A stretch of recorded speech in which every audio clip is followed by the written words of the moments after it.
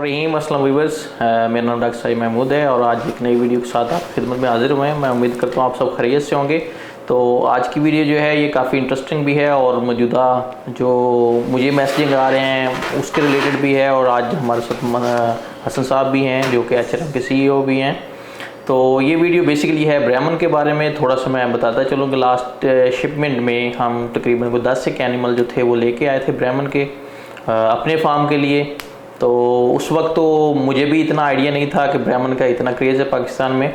तो जैसे ही animal land किए हमारे फार्म पे तो मेरे फार्मर्स ने भी मुझसे रब्ता करना शुरू कर दिया और कस्टमर भी बहुत इंटरेस्टेड थे उनमें लेने में। तो 2-3 एनिमल जो थे वो एट द स्पॉट हमने दे दिए।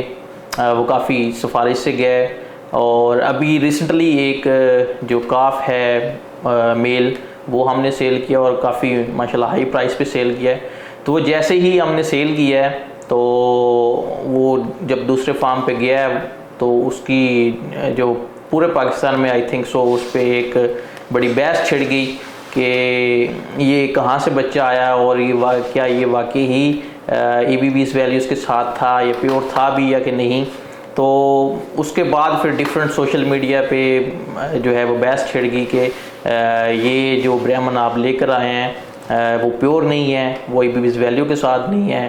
तो इसी बैकग्राउंड को मद्देनज़र रखते हुए तो आज हसन साहब के पास टाइम भी था तो मैंने सोचा कि इस पे हम एक वीडियो बना लेते हैं और कुछ क्वेश्चन जो मुझसे फार्मर्स पूछे हैं और डेफिनेटली हसन साहब से भी पूछते होंगे तो उस पे हम इनसे थोड़ी सी इन्फॉर्मेशन ले लें और ये थोड़ी सी कन्फ्यूजन जो है इसको हम जो है वो क्लियर कर लेंगे। ब्राह्मण प्योर क्या होती है और कमर्शियल क्या है और जो हम लेके आए हैं वो वाकई ही प्योर हैं या नहीं है, तो उसको किस तरह चेक कर सकते हैं। तो इसी तरह के क्वेश्चन हैं। तो वीडियो को हम स्टार्ट करते हैं पहले क्वेश्चन के साथ।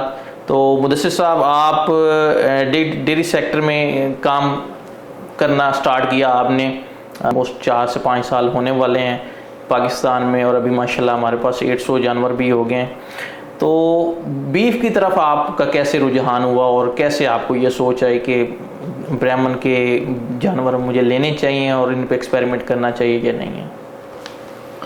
देखिए, मैं इस क्वेश्चन का जवाब पहले भी इन अ वे दे चुका हूँ, बट डायरेक्टली फार्मर से यही है कि आपको अपने फार्म पे डाइवर्सिफाई करना चाहिए।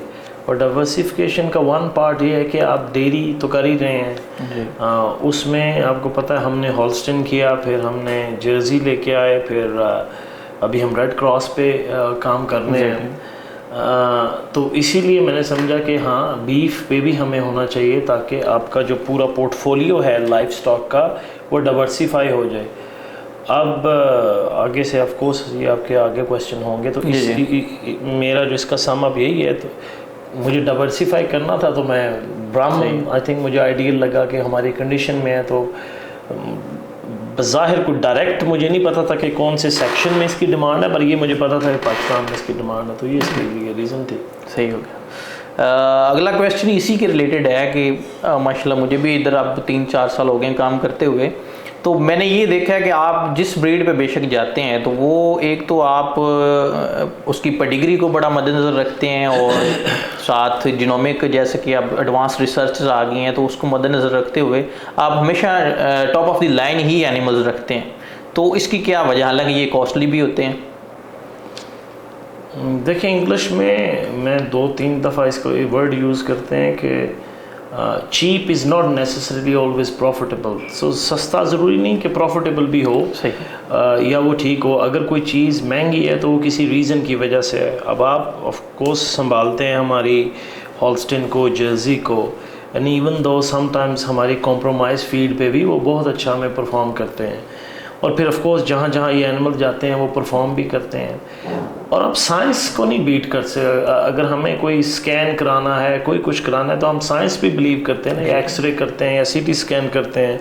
तो एनिमल्स का भी यही है। अगर आपको यही क्वांटिफाई करना है कि नहीं यार एनिमल का क्या एनालिसिस है, तो आपके पास सिवाय जीनोमिक रिपोर्ट के और क्या है, या ये कि इसका बाप कौन है, दादा कौन है, इसके अलावा तो और कोई रेफरेंस नहीं है ना। हमारा रेफरेंस भी इसी से ही है कि इसका बाप वो था, इसका दादा वो था। तो सिमिलरली विद एनिमल्स, तो अगर किसी एनिमल्स की कोई आपको अता पता नहीं है, ना बैकग्राउंड का, ना साइंस उसको प्रूव करती है, तो I don't find a reason कि वो क्यों लेना चाहिए। ये मेरी राय है। तो बाकी माल इकट्ठा करना है, क्वांटिटी है, तो वो मंडियाँ भरी पड़ी हैं, आप करते जाएं। आप दिनों में ये जितनी हम इन्वेस्टमेंट है इससे आधी हम करें तो हम हज़ारों के हिसाब से एनिमल इकट्ठा कर सकते हैं। अगर हम आज H&M पे नोन हैं तो मेरा ख्याल है ना हमारे फ्लैशी ऑफिसेज हैं, ना हमारी फ्लैशी, तो वो ब्रीड ही है जो हमारे पास है। Exactly. तो क्यों नहीं, ब्राह्मण में भी मैं बड़ा क्लियर था, और वहाँ पे जो भी मेरे एजेंट था, कंसल्टेंट था, तो आई वाज इस पे पूरी क्लैरिटी थी कि अच्छी बीवीज़ होनी चाहिए, हालांकि तब मुझे बीवीज़ का इतना नॉलेज भी नहीं था, और अच्छी ब्लड लाइन होनी चाहिए, जो कि ये थी। बस यही था। मैं नहीं मेडियोक्ट्री से नहीं काम ना आपको करने दिया है, ना खुद करेंगे, बिकॉज फिर मेडियोक्ट्री आपको रिजल्ट भी मेडियोक्ट्री ही देते हैं। सही है। तो सही बात है ये मुदस्सिर साहब की कि जहाँ पे दुनिया 60-70 साल की रिसर्च के बाद अभी पहुँची है, तो क्यों ना पाकिस्तान में वहीं से काम स्टार्ट किया जाए जहाँ पे पूरी दुनिया इस वक्त पहुँच चुकी है। अनफॉर्चुनेटली हमारे यहाँ इतनी रिसर्च नहीं हुई, तो हम उस सीक्वेंस से नहीं आए, बट ये एक अच्छा स्टेप है कि हम उसी जगह से स्टार्ट कर रहे हैं जहाँ पे पूरी दुनिया इस वक्त खड़ी है। तो अगर हम बीफ वाले जानवरों की बात करें तो मुख्तलिफ ब्रीड्स हैं, ऑस्ट्रेलिया में भी हैं, अमेरिका में भी हैं, पूरी दुनिया में हैं। तो ब्राह्मण का ही आपको क्यों ख्याल आया कि ये जानवर जो है ये मैंने पाकिस्तान में लेकर आना है? आई थिंक मुझे खूबसूरत लगा ब्राह्मण कंपैरेटिवली विद अदर ब्रीड्स में भी हमारी साहिवाल वगैरह से मिलता जुलता था।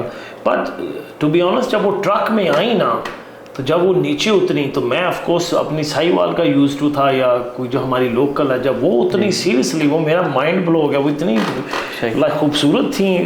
अब मैं, क्योंकि वो क्वींसलैंड से आई थी, तो मेरा सिर्फ यही रिग्रेट था, वो यार मैं ज़्यादा क्यों नहीं लेके आया। तो वो कसर हम इंशाल्लाह अभी इस पे निकाल देंगे।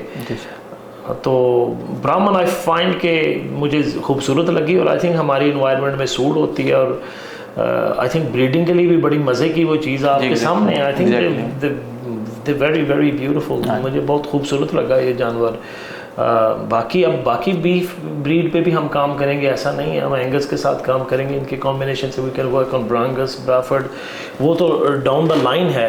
पर as a breed I think Brahman मुझे खूबसूरत लगा बेसिकली। मैंने इसलिए इसको चूज़ किया अमंगस्ट अदर्स।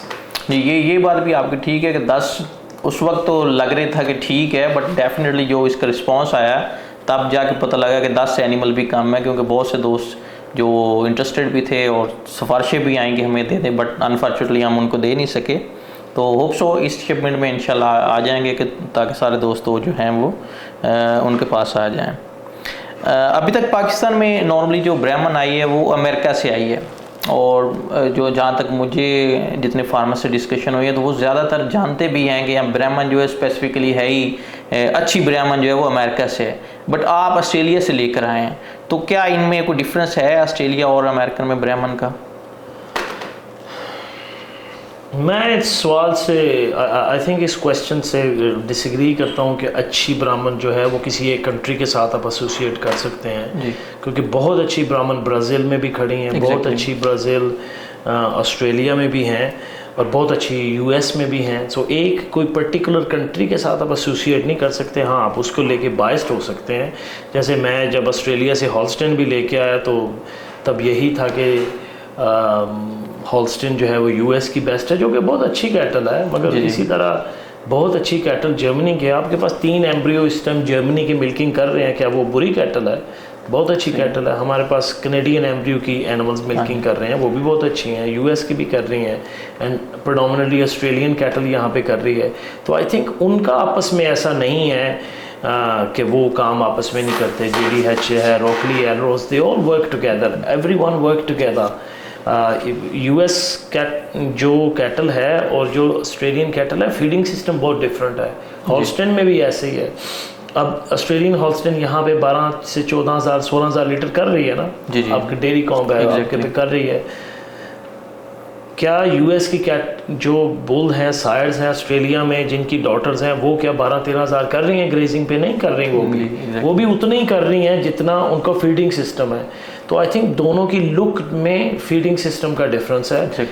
मैं ऑस्ट्रेलियन को इसलिए करता हूँ, थोड़ा सा चले मैं बाइस्ड होऊंगा भी, कि खुद भी ऑस्ट्रेलियन हूँ, बट आई फाइंड कि उनकी जो फॉरेज पे कन्वर्जन मैंने देखी और फर्टिलिटी देखी है वो मुझे बहुत आउटस्टैंडिंग लगी। और आपकी यहाँ पे हैं, आपकी I think with in 45 days she was back in calf. Exactly. तो मुझे उनकी कन्वर्जन अब यहाँ पे आप TMR पे देखिए, हालांकि बहुत आउटस्टैंडिंग फीड नहीं थी, मगर उनका आपने ग्रोथ देखा है फैक्टर, आपको कोई लगा उसमें प्रॉब्लम? क्योंकि वो जो ही TMR पे I she started to look like जैसे आपकी US कैटल जिसको आप रेफर कर रहे हैं। Exactly. तो आई डोंट थिंक कि किसी एक कंट्री के साथ एसोसिएट कर सकते हैं कि उसकी ब्राह्मण बहुत अच्छी है या दूसरी। हमारी रेड देख लें, अभी जो हम लेके आएंगे अब देखेंगे, कुछ आपने एलरोज की भी देखी हैं, मेरा ख्याल है दे हैव आउटस्टैंडिंग कैटल है, सो इज़ US। और ब्राज़ील में भी बड़ी बड़ी अच्छी कैटल खड़ी है, तो ऐसा नहीं है कि एक कंट्री के साथ ये एसोसिएटेड है। तो hope so, I think so, हमने बड़ी इसको क्लियर जो है समझा दिया होगा और समझ भी आ गई होगी कि हर कंट्री के पास डेफिनेटली अच्छे एनिमल्स हैं, बट आप जिस कंट्री से भी ले रहे हैं तो आप अच्छे एनिमल वहाँ से सेलेक्ट करेंगे तो वो अच्छे ही होंगे और वो भी यहाँ पे सेम परफॉर्म करेंगे जैसे कि आप दूसरी कंट्री से लेते हैं। तो अगला क्वेश्चन ये है कि अब तक पाकिस्तान में जो ख़ास करके हम ब्राह्मण की बात करें, जिस तरह शुरू में हॉल्स्टीन फ्रीजियन की मैं बात करता था कि वो पेडिग्री रजिस्टर सिर्फ हमारे पास ही हैं, इसी तरह अब अगर हम ब्राह्मण की स्पेसिफिकली बात करें तो अब तक जितनी मेरे जो नॉलेज में है जितनी ब्राह्मण आई है सारी वो कमर्शियल आई है। तो ये फर्स्ट आप जो एनिमल्स हैं वो लेकर आए हैं जो EBVs वैल्यूज़ के साथ हैं और जिनोमिक टेस्टेड भी हैं और पेडिग्री एनिमल्स हैं। तो इनमें क्या फ़र्क है कमर्शियल और पेडिग्री में? तो इनमें अगर कोई फ़र्क है तो एक आम फार्मर जो है वो इसको किस तरह चेक कर सकता है? देखिए, मुझे श्योर नहीं है कि US से जो कैटल आई है वो कमर्शियल थी या पेडिग्रीड थी, शायद पेडिग्रीड हो, तो मैं उस पर ऑफ कोर्स एक स्टेटमेंट नहीं देना चाह रहा कि क्योंकि हमारे पास US की है नहीं है, तो शायद US से पेडिग्रीड हो फार्मर्स के पास और EBDs के साथ हो, क्योंकि US में EBDs के साथ और ऑस्ट्रेलिया में EBVs के साथ, तो दोनों समवट सिमिलर हैं बट समवट डिफरेंट भी हैं टू एन एक्सटेंट, जो कि आज का टॉपिक नहीं है। बट जो ऑस्ट्रेलियन कैटल है जो हम लेके आए वो तो डेफिनेटली एबा से रजिस्टर्ड थी, पीछे ब्लड लाइन थी, प्रोडोमिनेटली एलरोज की थी। मोंटाना का हमारा सोर्स था जो उनका ब्रीडर करंट ओनर था, तो उसको बड़ा इजी आप चेक करना, उसकी EBVs, उसका हर्ड बुक नंबर दिया तो आप उसको पंच इन कर सकते हैं, या उसके साथ RFID आती है। RFID कभी इम्पोर्टेड एनिमल की चेंज नहीं हो सकती। ऑस्ट्रेलिया में इट्स लाइक मर्डर के बराबर है, अगर आपने इसको वो चेंज करना तो वो नहीं, आप स्कैन करके भी उसका RFID चेक कर सकते हैं। कोई ऐसा प्रॉब्लम नहीं है कमर्शियल को और उसको चेक करना। और दूसरा आपका क्वेश्चन था कि कमर्शियल वर्सेस पेडिग्रीड, वो वैसे ही है जैसे हॉल्स्टीन पेडिग्रीड, और उसमें क्या डिफरेंस है? देखें, जेनेटिक्स पे बड़ा वर्क हुआ होता है जो EBVs के साथ होता है और पेडिग्री के साथ। दूसरे पे कमर्शियल है, आपको नहीं दादा दादी नाना नानी पता, तो वो कमर्शियल की तरह दिखती है। मुझे लगा कि अगर आपने ब्लड लाइन पे काम किया और जेनेटिक्स पे काम किया हुआ, उस एनिमल फिनोटिपिकली भी डिफरेंट नज़र आएगा और ऑब्वियसली जो उसके अंदर जेनेटिक्स रन कर रहा है वो भी डिफरेंट होगा। तो बहुत डिफरेंस है। मसलन जो गुड EBVs के साथ और टॉप ब्लड लाइन की हेफर्स मिलियन तक भी सेल होती हैं,